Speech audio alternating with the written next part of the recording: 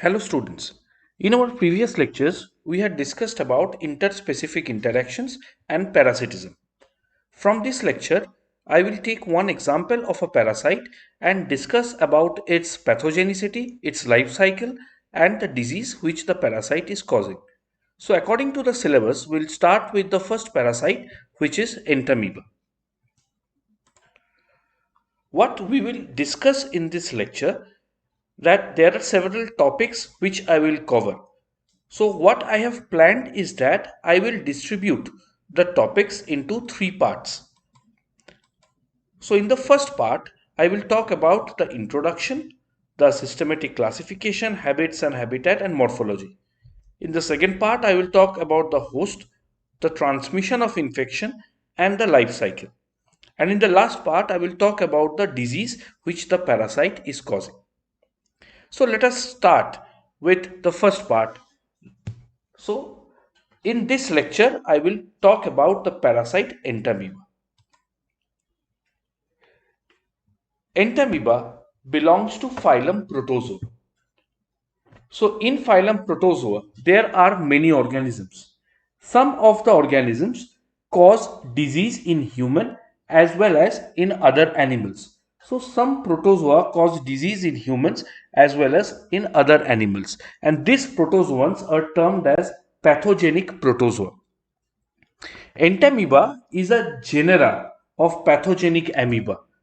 Genera means it's a genus of protozoa. So entamoeba belongs to a genus of protozoa and it lives in the intestine of human beings and in other animals. As entamoeba is a genus, so it should contain different species. Two species of entamoeba are known to be seriously pathogenic. Which are these two species? One is Entamoeba histolytica and other is Entamoeba invadens.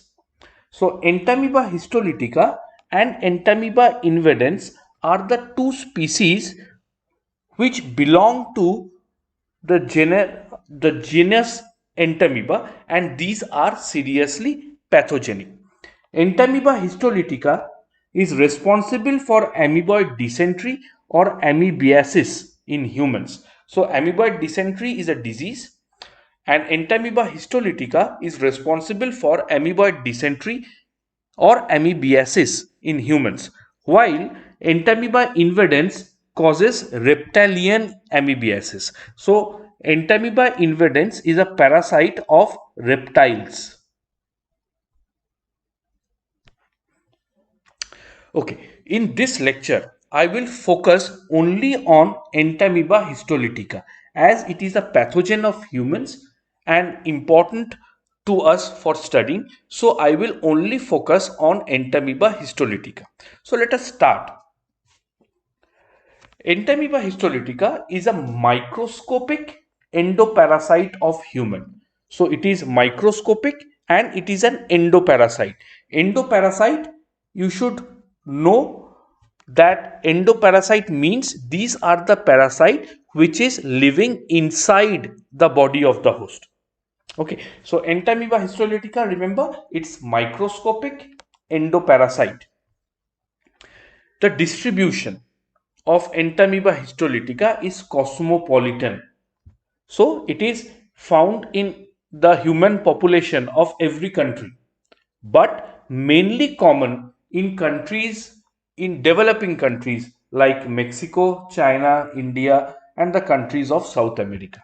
Although it is present in the human population of all the countries, but mostly it is present in the human population of countries like Mexico, China, India, countries of South America, etc.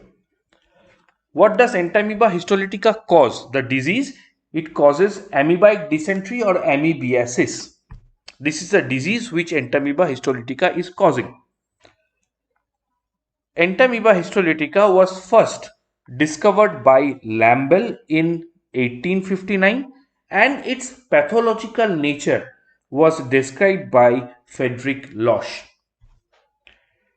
So this is just the introduction to Entamoeba histolytica.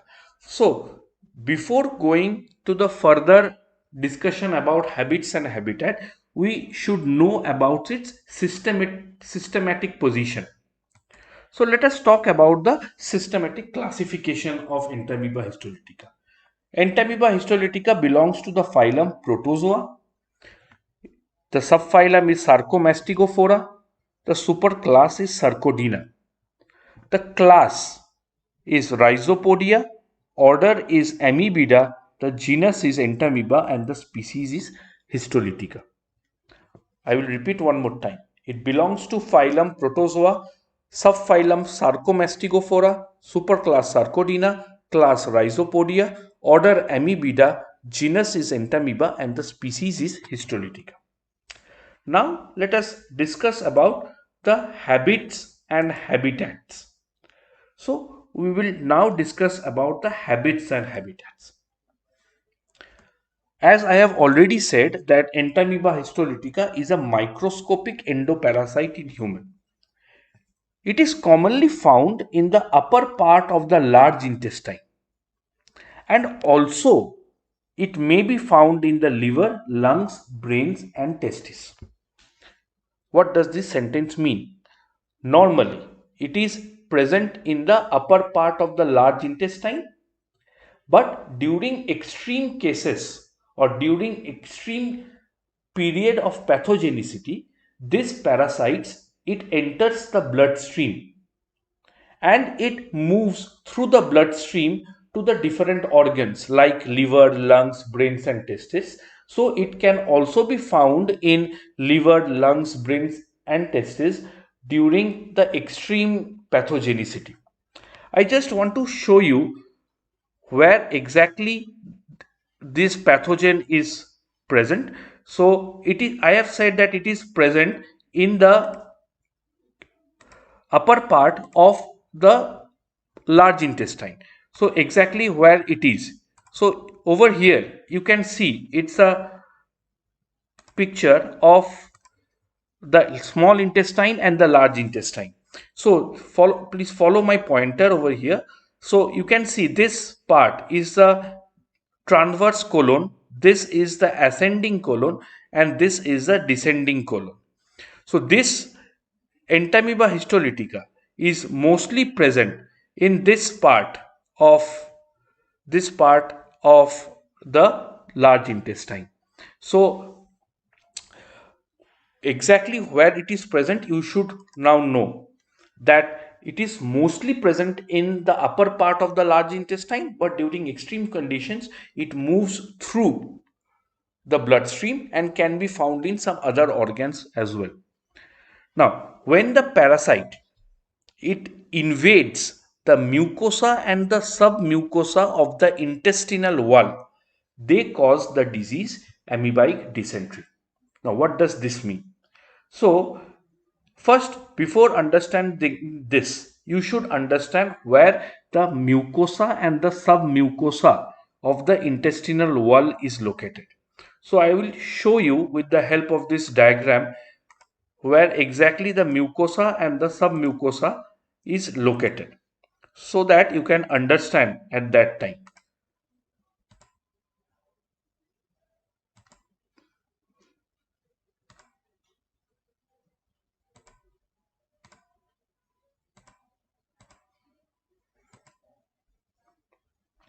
In this picture, you can see that this is a cross section of an intestine. Now, what do you mean by cross section of an intestine? Suppose you consider intestine as a tube. So this is the hollow part of the intestine through which the food particle moves throughout the intestine. Now, if you cut the intestine over here and look at the cross section of the intestine, so the cross section will look something like this. So over here, this is the hollow part through which the food particle moves, and this is called the lumen of the intestine. Now look at this layer of muscle which is situated around the lumen of the intestine. This is called the mucosa. So mucosa layer is situated at the side or the periphery of the lumen. So that is mucosa. Now, where is submucosa? It is the layer which is surrounding the mucosa. So it is the layer of muscle which is surrounding the mucosa. So that is mucosa and submucosa of the intestinal wall. Now over here what is said? It is said that when the parasites invade the mucosa and submucosa of the intestinal wall, they cause the disease. So when the parasite is present, it invades the intestinal mucosa and the submucosa. It causes the disease which is the amoebic dysentery. If the person is suffering from the disease, it is seen that there are minute ulcers. Minute ulcers are seen in the mucosa and the submucosal layer. So minute ulcers are found in the mucosa and the submucosal layer. So, and it also causes the destruction of the mucus lining of the intestine. So once they infect the mucosa and the submucosal layer of the intestine, it destroys the mucus lining of the intestine. So what I have said about the habits and habitat, I have said that it's an endoparasite in human. Mostly it is found in the intestine, large intestine, and during extreme condition, it can also be found in some other organs as well. When it infects the mucosa and the submucosal layer, it causes the disease, which is the amoebic dysentery.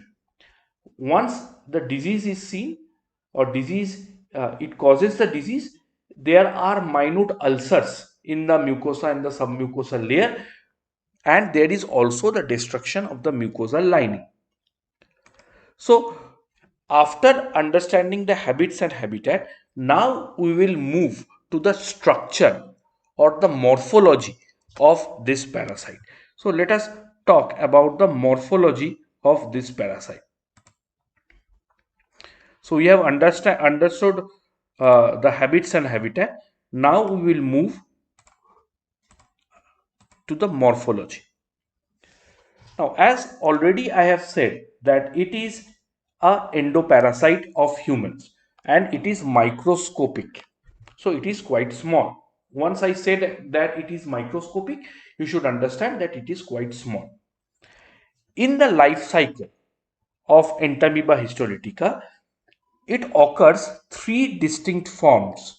So Entamoeba histolytica can be found in three distinct forms. The three forms are, one is the trophozoite or the magna form. The first form is trophozoite or magna. The second form is precystic or minuta, and the third form is cystic form. Again, I'll repeat. Entamoeba histolytica. So Entamoeba histolytica can exist in three forms. One is the trophozoite or magna, the second is precystic or minuta, and the third one is the cystic form. The trophozoite is generally 20 to 30 micrometer in diameter. The precystic or minuta form is about 12 to 15 micrometer in diameter, while the cystic form ranges from 10 to 12 micrometer in diameter. Okay, I will just show you the three pictures of this different forms of Entamoeba histolytica. Over here, you can see the trophozoite stage or the trophozoite form of Entamoeba histolytica. Then this is the precystic stage. This is just an image of the precystic stage of Entamoeba histolytica, and over here you can see the cyst of Entamoeba histolytica. So these are the three forms of the Entamoeba histolytica. Now I will describe one form or one stage at a time. So we'll start with the trophozoite or the magna form. The trophozoite or the magna form of Entamoeba histolytica is also called the trophic. It is also called the trophic form. So the trophozoite of Entamoeba histolytica is also called the trophic, or it is also called the magna form. So it has three names. Either you can call it a trophozoite, or you can call it trophic, or you can call it as magna. The trophozoite is the active, motile, feeding form of this pathogen. You have to remember this. This is very important. The trophozoite is the active, motile, and the feeding form. And this is the pathogenic or disease causing form. This is pathogenic to human. So again, you have to understand this. The trophozoite is active form, it is the motile form, and it is the feeding form, which is pathogenic to human. Where it is found, where this trophozoite form is found, it lives in the mucus and the submucous layers of the large intestine. So it can be found in the mucus and the submucous layer of the large intestine, and it measures about 20 to 30 micrometer in diameter. Now let us discuss about the structure. This is the structure of Entamoeba histolytica, and let us talk about the structure of Entamoeba histolytica. So there is no definite shape of the trophozoite form like many amoeba, so it can be a random shape, but the outer layer is called the plasma lemma. The outer layer of the trophozoite is the plasma lemma. Then inside the plasma lemma there is the cytoplasm. The cytoplasm can be divided into the outer ectoplasm and the inner endoplasm. So if you look at the cytoplasm, you can see that it is divided into the outer ectoplasm and the inner endoplasm. The ectoplasm is generally a clear structure while the endoplasm is granulated. There is also the nucleus which is present inside in the cytoplasm. Now, if you look at the nucleus carefully, so what I will do is that I will magnify the nucleus. I will show you the magnified version of the nucleus over here. If you look at the nucleus, you will find there is a delicate nuclear membrane is present. So a delicate nuclear membrane is found. Now inside the nuclear membrane, you can see a dark color at the center of the nucleus, a dark color region which is called the endosome or the karyosome. So at the center you will find there is the endosome or the karyosome, and along the periphery of the nucleus you will find there are condensed chromatin at the periphery of the nucleus. So at the periphery you can see these black dots along the periphery. So these are all the condensed chromatin. Some of these chromatin granules can also be seen inside this nucleus as well. So this some of the chromatin granules can also be seen inside the nucleus as well. Surrounding the endosome there is a clear space, and that clear space is called the halo. So surrounding the endosome there is a clear space, and that clear space is called halo. Now if you look at the endoplasm and the ectoplasm of the trophozoite stage, you will find that there are some food vacuoles. As it is the feeding stage, you will find there are certain food vacuoles. The characteristics point of the trophozoite or the magna form of Entamoeba histolytica is that inside the food vacuole you will find some RBCs or red blood cells. So this is the feeding stage and it engulfs its food. So inside the food vacuole you will find some RBCs. So this is a characteristics of a trophozoite form of Entamoeba histolytica. So you can also see some engulfed bacteria as well. You can also see some engulfed bacteria inside the food vacuoles as well. So this is about the structure of the trophozoite or the magna form. Now Let us see the next form, or the precystic, or the minuta form. So the precystic and minuta form is small, spherical, and it is the non-motile and the non-feeding form of entamoeba. Trophozoite was the motile and the feeding form. Precystic, or the minuta form, it's non-motile and non-feeding form of Entamoeba histolytica. The size is about 12 micron to 15 micron in diameter. The size of Entamoeba, the precystic form of Entamoeba histolytica, is about 12 micron to 15 micron in diameter. Structurally, it is quite similar to the trophozoite stage, but it is smaller in size and it has no food vacuoles. The food vacuoles are absent. As this is the non-feeding form of the Entamoeba histolytica, food vacuoles are absent in this stage. It is generally present in the lumen of the large intestine and is non-pathogenic to human. So it is the non-pathogenic stage or non-pathogenic form. So I hope you have understood this precystic or the minuta form.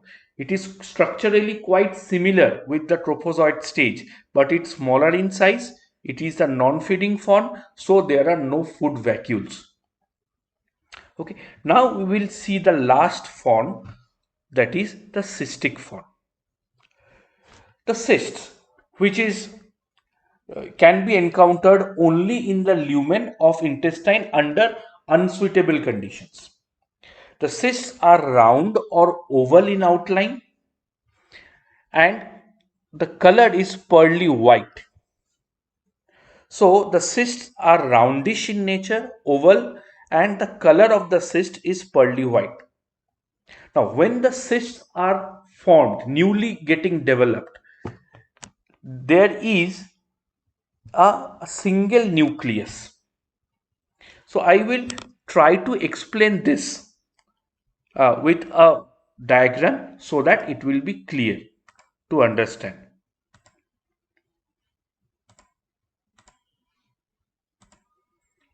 So from this diagram, I will try to explain this. So over here, you can see this is the trophozoite stage. So initially you can see the trophozoite stage over. This is the trophozoite stage and this is the precystic stage.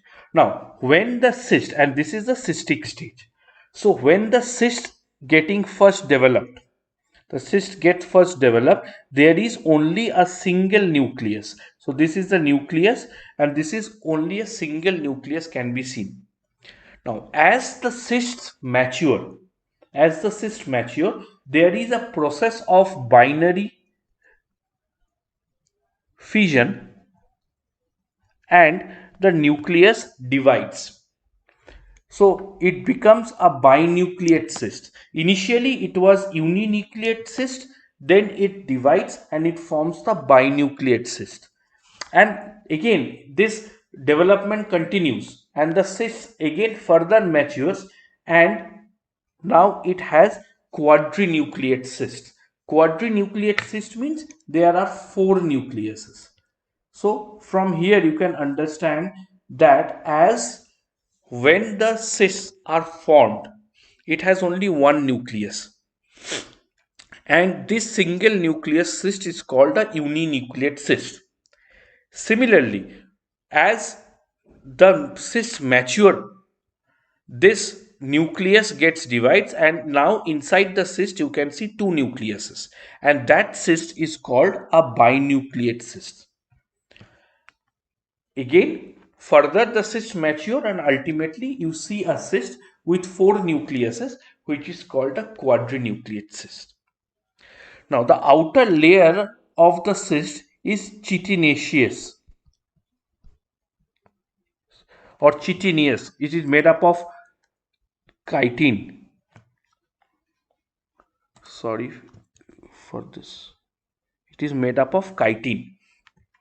So that protects the cyst from the harmful gastric juices which may destroy. So it is protective in nature. The outer layer is made up of chitin. So you can see over here that there are some dark colored, you can see over here it is some oblong bars is present. These oblong bars with rounded ends, they are called chromatid bars or chromatoid bodies. So when the cyst is developed, inside the cyst there is a single nucleus. You can also find some chromatoid bars or chromatoid bodies. These chromatoid bars and chromatoid bodies over here can be 1 to 4 in number. This black color oblong bars with rounded ends, these are called chromatoid bars or chromatoid bodies. It can be 1 to 4 in number. Even we can also see some glycogen mass. We can also see some glycogen mass. So this white color portion over here, these are glycogen mass or glycogen deposits. So as the cyst is newly formed, you will see more number of chromatoid bars or chromatoid bodies and more large amount of glycogen mass. As the cyst develops, means as the cyst matures, this the size of the chromatoid bars becomes less, and slowly the glycogen mass also becomes smaller in size, and ultimately they may vanish.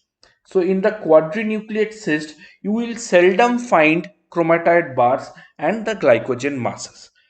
So let us come back to the main page so that we'll discuss some more points as well. So what I have said is that the cyst begins as uninucleated body but divides by binary fission and develops into binucleated and then quadrinucleated structure. The cyst diameter is 6 to 15 micrometer in diameter, and it contains chromatoid bars which is in 1 to 4 in number. Over here in this picture also you can see the chromatoid body or the chromatoid bar is present. Now distinct glycogen mass is found in the early stages of the cyst. As I have explained just now, that glycogen mass is present in early stages of the cyst, and as the cyst matures that glycogen mass vanishes. Now, cyst is the mature infective form of Entamoeba histolytica. This cyst is the mature and the infective form of Entamoeba histolytica. So over here you can see a picture of the cyst, and over here this is a diagram of the mature cyst. So the nucleus of the cyst is similar. You can see the nucleus which is similar with the trophozoite as well as the precystic, with a central karyosome or endosome is present. And the outer layer of the cyst is made up of chitin, which protects the cyst from the gastric juices and the other harmful environment. So I hope you have understood the three different structures of Entamoeba histolytica. So we have discussed about the intro. I have given you an introduction to Entamoeba histolytica. Then we have talked about the systemic classification. Then we have talked about the habits and habitat and the morphology part. So these habits and habitats is important. Even the morphology of the Entamoeba histolytica is also important. So I will stop this lecture over here. In the next part, we will also talk about the transmission of the Entamoeba histolytica and the life cycle. So I hope this lecture was helpful. Thank you.